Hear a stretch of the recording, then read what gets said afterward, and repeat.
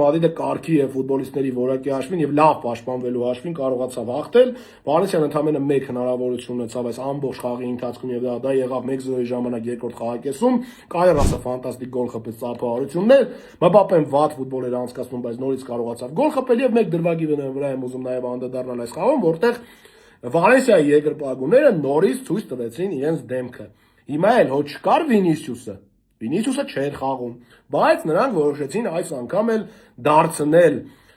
հրեշին Մբապեին եւ վերևից գոչել Մբապե անառակի որդի ամբողջ երկրպագուական շարքով։ Ինչու՞։ Այս ժամանակին այսպես էլ Վինիսիուսին հրես սարքեցին, հիմա էլ Մբապեի հանդեպ նույն բանը արեցին։ Հարցեր, ինչու է այդպես լինում եւ ինչու ոչ մեկը դրա մասին չի խոսում։ Իհարկե ձեզ հետաքրքիր չէ դա։ Այսքանը Ռեալ Մադրիդ խաղի հետ կապված, այստեղ ավել ասելու բան չկա, ոչ մի արտառոց բան չի կատարվել, միայն պետք է նշենք, որ Arbeloan 4 խաղ անընդմեջ հաղթում է Լա Լիգայում, ինչը լավ ցուցանիշ է, այդպես 6 մարզիչ է ընդամենը կարողացել, նա 6-րդն է, այդպես ցուցանիշ ուներ նաև Չաբի Ալոնսոն, բայց